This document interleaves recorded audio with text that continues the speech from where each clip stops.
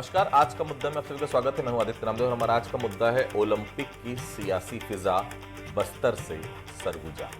बस्तर में नक्सलवाद के कमजोर पड़ने और सामाजिक माहौल के बदलने के साथ ही भारतीय जनता पार्टी ने जिस तरह वहां अपनी राजनीतिक पकड़ मजबूत की है, वह केवल सुरक्षा अभियानों तक सीमित नहीं रही। बस्तर ओलंपिक जैसे जन भागीदारी वाले आयोजनों ने भाजपा सरकार को प्रशासनिक नहीं बल्कि भावनात्मक बढ़त भी वहां पर दिलाई है। अब उसी मॉडल को सरगुजा अंचल में दोहराने की तैयारी के साथ एक बड़ा सवाल भी खड़ा हो गया है। क्या सरगुजा ओलंपिक सिर्फ खेल आयोजन है या इसके पीछे एक सोची समझी राजनीतिक रणनीति? पहले रिपोर्ट देख लेते हैं, फिर चर्चा को हम आगे बढ़ाएंगे। छत्तीसगढ़ में बस्तर ओलंपिक के बाद अब सरगुजा ओलंपिक की तैयारी तेज हो गई है। सीएम विष्णुदेव साय और खेल मंत्री अरुण साव ने सरगुजा ओलंपिक का लोगो और शुभंकर जारी कर दिया है। सरकार का दावा है कि प्रदेश के सुदूर अंचलों में छिपी खेल प्रतिभाओं को मंच देने के लिए ये बड़ी पहल है। यहाँ तक कि सरगुजा के करीब 3.5 लाख खिलाड़ियों ने रजिस्ट्रेशन भी करवा लिया है। लेकिन सियासी गणित पर अगर नजर डालें तो कहानी सिर्फ खेल पर खत्म नहीं होती। बस्तर में 12 विधानसभा सीटें हैं और सरगुजा में 14 सीटें। मतलब साफ है कि सत्ता का रास्ता इन दो संभागों से होकर गुजरता है। यही वजह है कि बस्तर के बाद अब सरगुजा पर सरकार का पूरा फोकस है। ऐसे में मुद्दा सियासत से अछूता नहीं रहा। सरगुजा ओलंपिक को लेकर कांग्रेस ने सरकार पर निशाना साधा। कांग्रेस ने भ्रष्टाचार का मुद्दा उठाते हुए कहा कि सरकार खेल के नाम पर राजनीति कर रही है। देखो, ओलंपिक करे उसमें कहीं कोई दिक्कत नहीं है, लेकिन वो समाज का क्या होगा जो आज खून के आंसू रो रहा है, उनका जंगल कट रहा है, उनका ज़मीन छीन रहा है, जो यहाँ के किसान हैं वो धान नहीं बेच पा रहे हैं, आदिवासी जंगल नहीं जा पा रहे, जंगल जा रहा है तो नक्सली बता करके उनके खिलाफ कार्रवाई हो जा रहा है। तो अंदर से तो खुशी है ही नहीं है, तो आपके ओलंपिक कराने से क्या फ़ायदा। सियासी गलियारों में चर्चा है कि बीजेपी खेल के मैदान से 2028 का चुनावी ट्रैक तैयार कर रही है, जहां ट्रॉफी से पहले जनाधार जीतने की कोशिश है। हालांकि बीजेपी इसे आदिवासी अंचलों की खेल प्रतिभाओं को आगे लाने के लिए बेहतर कोशिश बता रही है। बीजेपी का दावा है कि सरकार खेल और विकास दोनों को साथ लेकर चल रही है। सरगुजा ओलंपिक को लेकर विधायक सुनील सोनी का कहना है कि सरगुजा ओलंपिक में कोई राजनीति नहीं है और न ही किसी को साधने के लिए ये किया गया है। उन्होंने कहा कि युवा खेल के जरिए देश में अपना नाम रोशन करेंगे और ओलंपिक खेलने के लायक बनेंगे। सरकार अब इनके लिए काम कर रही है। बस्तर में जो टैलेंट है, वो जो राष्ट्रीय स्तर के जो कोच हैं, जो लोग वो लोग आके देख रहे हैं कि यहाँ से तो अच्छे खिलाड़ी निकल सकते हैं जो देश के अंदर में का नाम रोशन करेंगे, ओलंपिक में खेलने लायक लोग हैं। वैसे ही अगर सरगुजा के अंदर जो टैलेंट है वो बाहर निकल कर आएगा। जो मोबाइल की दुनिया के अंदर में जो युवा जो है घूम रहा है और जो गलत दिशा में जा रहा है, वो खेल के मैदान में आएगा और खेल के मैदान में आके उसका टैलेंट के आधार पर जो है वो आगे बढ़ेगा।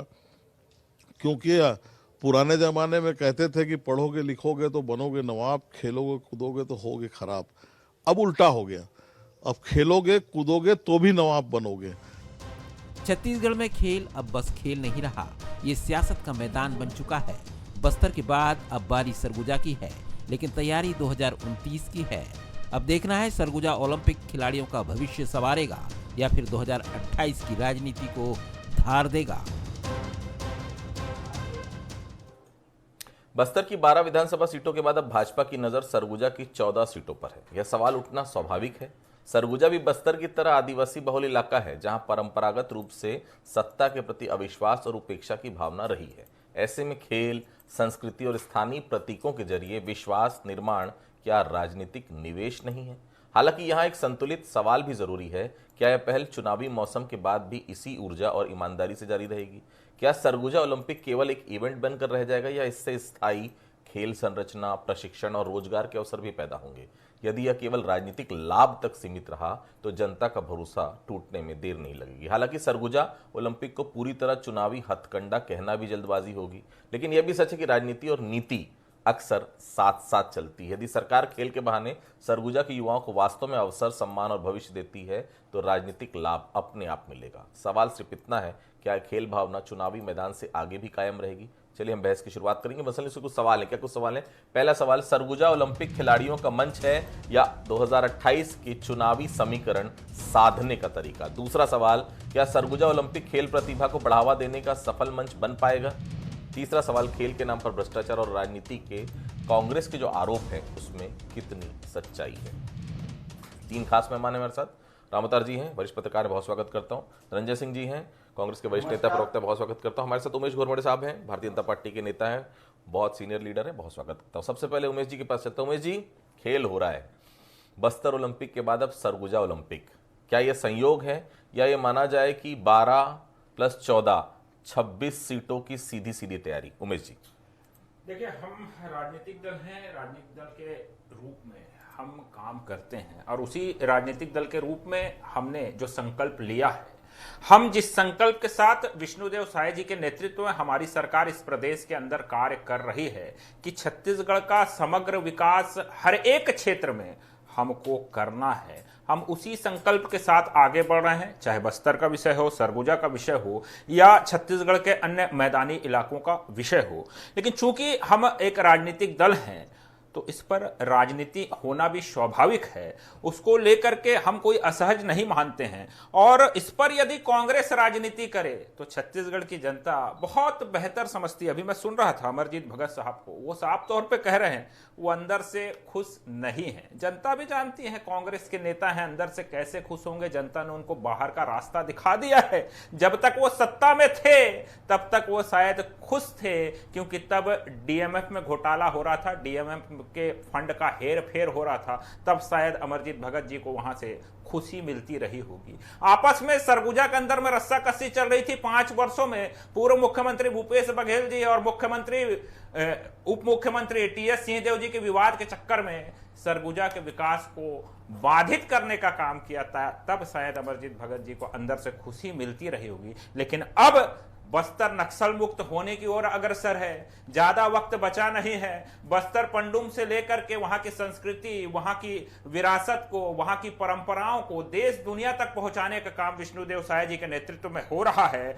बस्तर ओलंपिक के माध्यम से वहां छुपी हुई खेल प्रतिभाओं को सामने ला करके उनका जो ऊर्जा है वो आज पूरा देश देख रहा है। उसी तर्ज पे सरगुजा के अंदर में जाकर के वहां की खेल प्रतिभाओं को सामने लाने का प्रयास सरकार की तरफ से हो रहा है।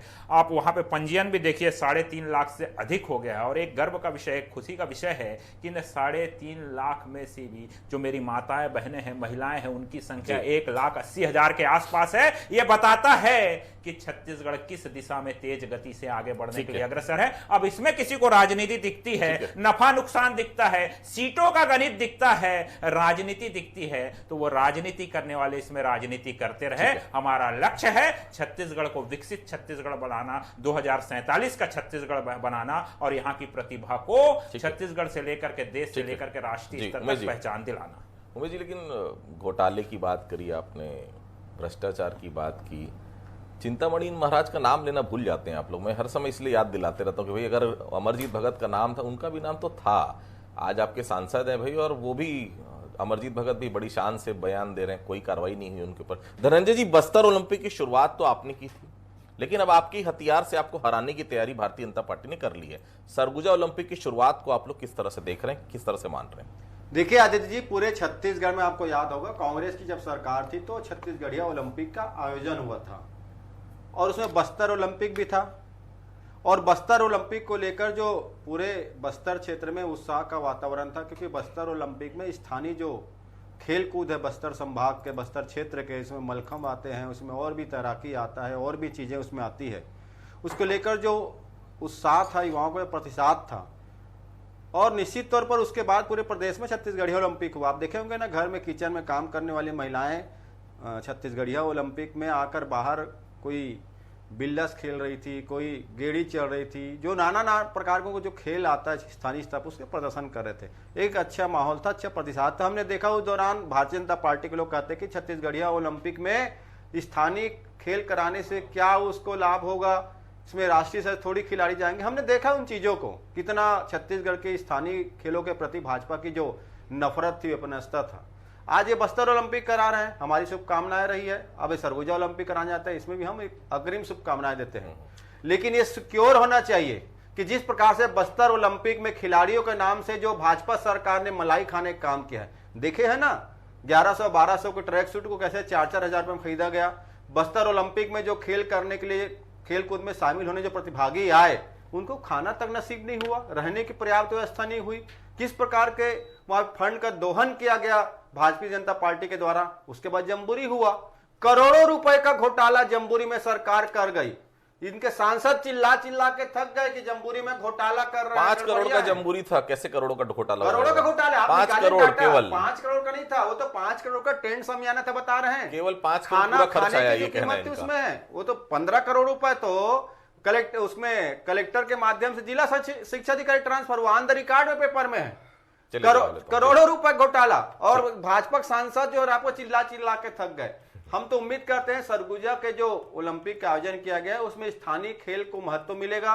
प्रतिभागी जो आएंगे उनको जो खाना के लिए जो फंड होगा वो खाना प्रतिभागी खाएंगे, भाजपा सरकार के नेता और मंत्री अधिकारी ना खाएं। ट्रैक सूट की वाजिब कीमत में खरीदा जाए, लेकिन ये घोटाला करने वाली सरकार है। एक सेकंड दीजिएगा, ये Bastar Olympic, Surguja Olympic, jamboree Olympic जो है ना भाजपा की घोटाला ओलंपिक बन जाता है, ये ना होना चाहिए। रामदास जी, बस्तर ओलंपिक हो या सरगुजा ओलंपिक, क्या वाकई में इसके पीछे सिर्फ खेल भावना होती है या फिर राजनीतिक सोच भी आप देख रहे हैं, और इस कहीं से ज्यादा फायदा राजनीतिक तौर पर होते हुए आप देख रहे हैं दोनों ही दलों को? चाहे उस समय भारतीय जनता कांग्रेस कराई थी, उस समय आपको छत्तीसगढ़ी ओलंपिक, अब जब भारतीय जनता पार्टी करा रही सरगुजा ओलंपिक, उसके पहले बस्तर ओलंपिक। रामतर जी, राजनीति भी चौसर का खेल है।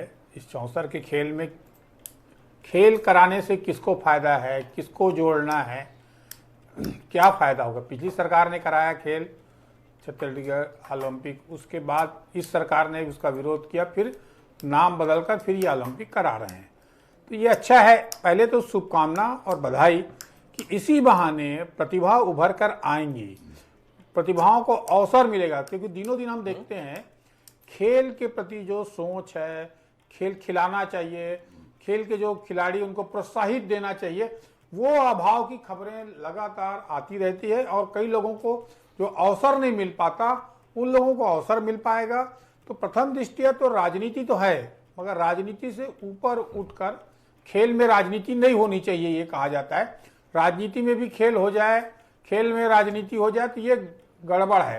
क्योंकि खेल में खेल भावना से हो तो उसका फायदा उन बच्चों को होगा। इसके बाद आगे क्या भाई, अभी आप युवकों को जोड़ने 5 लाख 3 लाख 10 लाख लोगों को जोड़ने के लिए ये ओलंपिक अगर हो रहा है, कुछ समय के लिए उत्सव मनाने हो रहा है या भ्रष्टाचार कराने अगर हो रहा है खेल, तो गलत है। वास्तविक खिलाड़ी जो हैं, वास्तविक खेलने वाले जो लोग हैं, उन प्रतिभाओं का कैसे विकास होगा, इस सोच, इस रोडमैप के साथ अगर प्रतिभा को आगे बढ़ाने का काम हो रहा होगा तो ये खेल अच्छा है। अन्यथा उसमें राजनीति ज्यादा दिखेगा।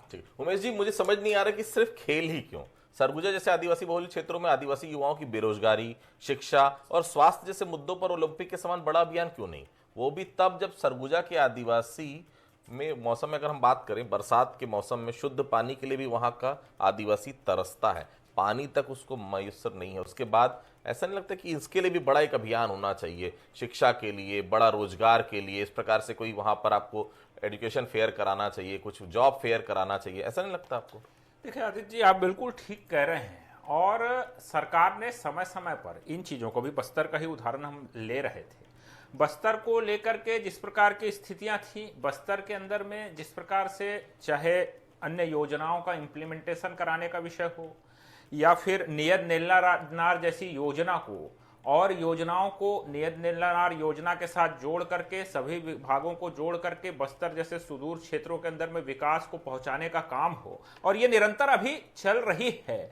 और नक्सल मुक्ति का एक तरफ अभियान चल रहा हो, उसी बीच में बस्तर की संस्कृति को बढ़ावा देने के लिए लगातार वहां पर कार्यक्रम हो रहे हों, और उसी बीच में बस्तर के अंदर में बस्तर ओलंपिक, ये तमाम चीजें अपने आप में इस बात को इंगित करती है कि ना सिर्फ बस्तर अब सरगुजा में शुरुआत कर रहे हैं, सरगुजा ओलंपिक से इस विषय की शुरुआत हो रही है, और सरगुजा ओलंपिक के साथ ये अन्य विषय जो आपके सुझाव में भी आए, आपके सवाल में भी निकल करके आए, इन तमाम विषयों को लेकर के सरकार गंभीर है और इसी माध्यम से भी और अन्य कार्यक्रमों के माध्यम से भी इस प्रकार की योजनाओं को उन क्षेत्रों के अंदर में पहुंचाने का सरकार का भरसक प्रयास है। और सरगुजा जैसे क्षेत्र के अंदर में विशेष रूप से कोरवा जनजाति को लेकर के सरकार और सरकार की नीतियां और उसको और कैसे बेहतर किया जाए, उन तक कैसे मूलभूत आवश्यकताओं की चीजों को पहुंचाया जाए, और एक उसमें महत्वपूर्ण कि उनका जुड़ाव कैसे सामाजिक मूलधारा से हो, सरकार से हो। क्योंकि हमने देखा है समय समय पर वो जो जिस संस्कृति के हिसाब से वो जंगलों के अंदर में रहना पसंद करते हैं,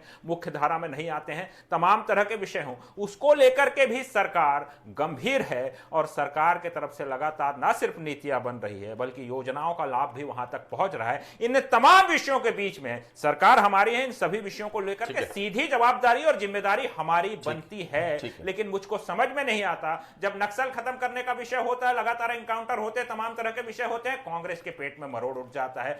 बस्तर पंडुम होता है, कांग्रेस उसमें सवाल खड़ा करती है। बस्तर ओलंपिक होता है, कांग्रेस उसमें सवाल खड़ा करती है। आज हम सरगुजा की बात कर रहे हैं, कांग्रेस उसमें सवाल खड़ा कर रही है। कांग्रेस को सवाल खड़ा करने के अलावा आता क्या है? और एक महत्वपूर्ण बात, जिस प्रकार से इस विषय पे कांग्रेस सवाल उठा रही है, मुझको लगता है कि कांग्रेस के अंदर, या फिर यूं कहूं कांग्रेस की सोच के अंदर आज भी सुरेश कड़मारी जीवित है। ठीक। धनंजय जी, आप क्या इस दलील को स्वीकार करेंगे कि खेल से ही क्षेत्र का विकास हो जाएगा? और आप ऐसे ओलंपिक में शामिल कर रहे हैं जिसके लिए आपको निरंतर अभ्यास की जरूरत है, अकादमी चाहिए, इंफ्रास्ट्रक्चर चाहिए, क्या छत्तीसगढ़ के खिलाड़ियों के सब मिल रहा है कि केवल ओलंपिक में शामिल होने से सब कुछ हो जाएगा? जी देखिए, पहले तो मैं इनके बस्तर पर जो कांग्रेस पे आरोप लगाया गया उसका जवाब देना चाहता हूँ। कहते सरकार गंभीर है, देख रहे कितनी सरकार गंभीर है। बस्तर में जो राशन दुकानों में चावल मिलना था वो तो सड़ा हुआ चावल बांट रही है विष्णु साय की सरकार। क्या ये आदिवासियों के उत्थान के लिए बात करेंगे? बस्तर पंडुम, उस पंडुम को लेकर, जो पंडुम जो आदिवासियों के आस्था का विषय है, उसके संस्कृति का विषय है, उसको लेकर सर्व आदिवासी समाज ने आपत्ति किया है कि हमारे पंडुम का नाम क्यों उपयोग किया जा रहा है। क्या उनकी आस्था और भावनाओं का सम्मान सरकार ने की है? इसने हट धर्मिता दिखाने का काम किया है। ये कह रहे थे हम बस्तर में विकास पहुंचा रहे हैं, विकास नहीं पहुंचा रहे हैं। बस्तर में आप अडानी को पहुंचा रहे हैं, पूंजीपतियों को पहुंचा रहे हैं। बस्तर का आदिवासी आज चीख रहा है कि मेरा जल जंगल जमीन असुरक्षित है। बस्तर का युवा चीख रहा है कि एनएमडीसी कार्यालय क्यों नहीं आ रहा है, एनडीसी क्यों बेचा जा रहा है। और बस्तर की खनिज संपदा को साय जी जो संरक्षण देकर लुटवा रहे हैं मोदी जी के नेतृत्व में, पूरा बस्तर उससे परेशान है। सरगुजा में वही स्थिति है। जब सरगुजा के हसदेव के जंगल को बचाने के लिए आदिवासी जब आंदोलन करते हैं, ये विष्णुदेव साय की सरकार उन पे लाठियां चलवाती है, उन पे केस दर्ज करवाती है। रामगढ़ का पर्वत जो आस्था का विषय है उसे तक तो ये बेच डाले हैं। और बस्तर और सरगुजा में जिस प्रकार से युवा रोजगार की तलाश में है, जिस प्रकार से सरकारी नौकरी की आस में बैठे हैं, जिस प्रकार से वहां व्यवस्थाएं है, अराजकता है, बिगड़े कानून व्यवस्था है, आपके ओलंपिक कराने से वो अव्यवस्थाएं नहीं छुपेगी।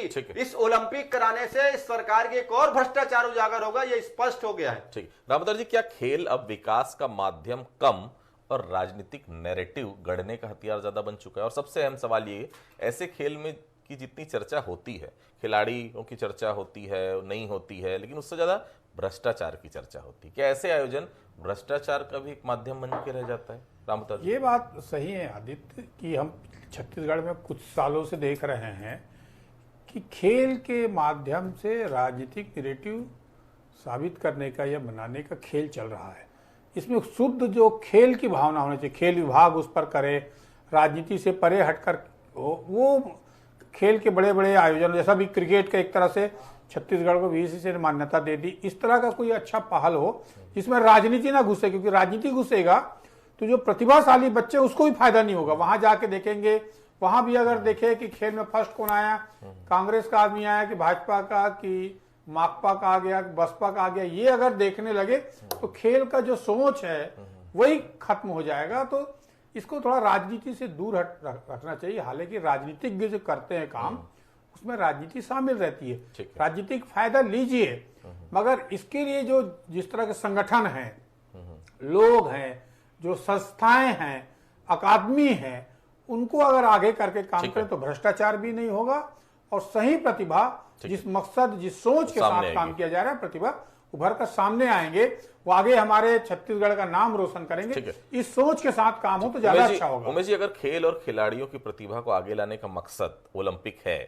तो फिर रायपुर, दुर्ग और बिलासपुर की युवाओं ने क्या बिगाड़ा? इसे क्षेत्रीयता आधार पर आयोजित करने के पीछे का उद्देश्य क्या है? अगर आदिवासी बच्चों के लिए ये अगर आयोजन है तो क्या ये शर्तें आयोजन में लागू होंगी कि केवल वही भाग लेंगे? जी नहीं, देखिए, खेल है, खेल में खेल भावना है, और बस्तर को जिस मोटो के साथ, जिस एकजुटता के संदेश को लेकर के, या फिर वहां के युवाओं को मुख्य धारा से जोड़ने के प्रयास की दृष्टि से इस प्रकार के आयोजन हुए, ठीक उसी प्रकार से सरगुजा के अंदर में भी हम जा रहे हैं।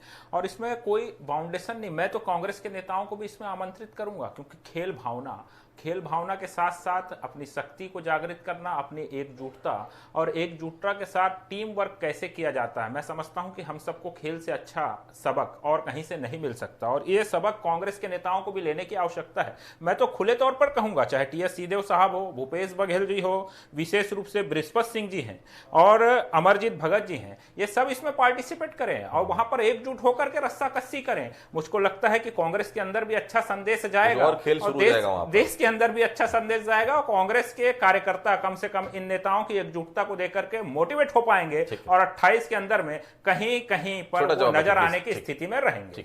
धनंजय जी, बस्तर और सरगुजा में 2023 के चुनाव में ऐसे भी आप लोगों का सुपड़ा साफ हो गया था। मुझे एक बात बताइए, क्या सरगुजा ओलंपिक आदिवासी समाज को जोड़ने का प्रयास है या विपक्ष के पारंपरिक वोट बैंक में सेंध लगाने की राजनीति? क्योंकि एक आध सीट आई थी, वो भी क्या छीनने की तैयारी तो नहीं भारतीय जनता पार्टी की? देखिए, पूरा प्रदेश इस बार भारतीय जनता पार्टी से आक्रोशित है। पहले ऐसे मुख्यमंत्री हैं जो 1 साल के भीतर ही विष्णु साय जी अलोकप्रिय हो गए। जनता कहने की रिमोट वाली सरकार है, कठपुतली सरकार है, जनता कहने लग गई है। और 2 साल में हमने हालात देख लिया है, उधर आदिवासियों पे लाठियाचार्ज होता है, इधर किसान टोकन नहीं मिलने से जहर खा लेता है, युवा रोजगार नहीं मिलने से जिस प्रकार से प्रदर्शन कर रहे हैं, जिस प्रकार से अभी रसोइया संघ के लोग आंदोलन कर रहे हैं, बहुत दुखद 2 रसोइया संघ के सदस्यों की मृत्यु हो जाती है, स्वास्थ्य व्यवस्था लड़खड़ाई हुई है, शिक्षा व्यवस्था खत्म हो चुकी है, कई ऐसे स्कूल हैं आत्मानंद के वहां पेमेंट नहीं मिल पा रहा है। इस सरकार में कुछ भी नहीं है, ये तो सिर्फ अपने उन दिए जख्मों में मरहम लगाने की कोशिश है। पर जनता समझदार है, चाहे बस्तर की जनता हो या चाहे सरगुजा की जनता, उनको पता है ये जिस प्रकार से सरगुजा के अस्तित्व को समाप्त करने में लगे हुए हैं, वहां के जंगलों को, वहां के पहाड़ियों को, वहां के वन संपदा को, वहां खनिज संपदा को, वही हाल बस्तर में कर रहे हैं। और जनता जान रही है कि ये जो किया जा रहा है ये उन पापों पर ढकने की कोशिश है, पर कुछ नहीं होगा। ये खेल में भी भ्रष्टाचार का बड़ा खेल विष्णु साय सरकार करेगी, जैसे जम्बूरी में हुआ, बस्तर ओलंपिक में हुआ, जैसे जेम पोल्टर खरीदी में हो रहा है। आज ही कवर्धा में खबर में पढ़ रहा था आदित्य जी कि स्कूल शिक्षा विभाग ने 600 करोड़ रुपए आहरित कर ली है। जो कवर्धा उप मुख्यमंत्री जी का गृह जिला है, 2 साल के भीतर में उसका कोई रिकॉर्ड नहीं है। शिक्षा विभाग से 600 करोड़ किसको बोलते हैं, 6 अरब रुपए। तो ये सरकार का मूल काम भ्रष्टाचार करना है, चाहे खेल हो चाहे विकास काम हो, होना तो कुछ भी नहीं है, खेला बस करेंगे। ठीक है रामतर जी, क्या सरगुजा ओलंपिक आदिवासी राजनीति में भारतीय जनता पार्टी की दीर्घकालिक घुसपैठ का संकेत है? और दूसरी बात, बस्तर ओलंपिक की सफलता के बाद क्या भाजपा सॉफ्ट पॉलिटिक्स के नए मॉडल के रूप में सरगुजा में भी इस्तेमाल करने जा रही है, लग रहा है आपको? देखिए आदित्य, खेल में पूरी तरह से सरकार या पार्टी जो है वो राजनीति नहीं कर सकती। राजनीति करेगी तो जनता के बीच भी अच्छा संदेश नहीं जाएगा और लोगों के बीच भी विरोध की आएगी। तो इसको प्रशासन का आयोजन है, एक तो प्रशासन आयोजन कर रहा है, प्रशासन के आयोजन के जरिए कुछ फायदे ले सकते हो, परंतु सीधा राजनीतिक तरीके से उसका फायदा ले लेंगे या फायदा मिल जाएगा या पूरी पार्टी सामने आ जाएगी, ऐसा मुझे नहीं लगता। कि हो सकता है एजेंडा हो, एजेंडा के तरीका हो सकते हैं, अलग अलग है, परंतु खेल को जो है, खेल के विकास की संभावनाएं बहुत है, खेल में आगे बढ़ने की संभावना, क्योंकि बस्तर के जो लोग हैं वो परिश्रमी लोग हैं। वहां पर के जो लोग हैं, चाहे सरगुजा के लोग हैं, उनके विकास के लिए एक नया अध्याय, एक नया शुरुआत, एक नई सोच पैदा करने की जरूरत है। खेल के माध्यम से कर रहे हैं, इसकी शुरुआत की बधाई देना चाहिए। और इसमें राजनीति को ना लाते हुए इसको, जो प्रतिभावान लोग हैं, जो अच्छे बच्चे जो खेल सकते हैं, पहले बार अवसर मिलेगा। और इतनी भारी संख्या में अगर उत्साह दिख रहा है तो उस उत्साह को बनाए रखने के लिए एक अच्छा आयोजन करना चाहिए, ताकि अच्छा संकेत जाए सबके बीच, एक नया वातावरण बने। जैसा हरियाणा में खेल के प्रति लोगों की जुझारूपन है, सक्रियता है, आगे आके खेलते हैं, अकादमी है और संस्थाएं काम करती, उस एंगल से अगर काम करेंगे तो ये आयोजन सफल होगा। बस्तर ओलंपिक में कितना खर्च हुआ, सरकार ने कितना दिया और कितना मैनेजमेंट के थ्रू इकट्ठा होता है? बस्तर पंडुम का कितना खर्च हुआ, सरकार ने कितना दिया और उसके बाद क्या प्रयास करने पड़ते हैं? प्रभारी मंत्री हर दौरे पे जाते हैं, लोकार्पण शिलान्यास होता है, कितना पैसा सरकार देती है, कितना पैसा विभागों से लिया जाता है, ये सब चीज अगर आप पता लगाएंगे तो आपको पता चल जाएगा कि इस खेल के पीछे भी एक बड़ा खेल होता है। बस्तर में इतना लंबा दशहरा होता है, पूछेगा कितना बजट सरकार देती है और कितना खर्च उस पूरे आयोजन में होता है। कहीं ना कहीं भ्रष्टाचार को सरकारी बढ़ावा देती है, इतने बड़े बड़े आयोजन करवाती है, पैसा कितना जाता है। अभी आरंग में पिछले दिनों एक आयोजन हुआ था, मुझे पता चला 5 लाख सरकार ने दिया। 5 लाख में आज की डेट में क्या होता है सब जानते हैं, लेकिन उस आयोजन के पीछे कितने लोग अपना आयोजन करवा लेते हैं, ये भी बड़ा संकेत है। कुछ पंक्तियों के साथ अपनी बातों को खत्म करूंगा। मैदान खेल का था पर कब्जा सत्ता का निकला, खिलाड़ी दौड़ता रहा, फायदा नेता का निकला।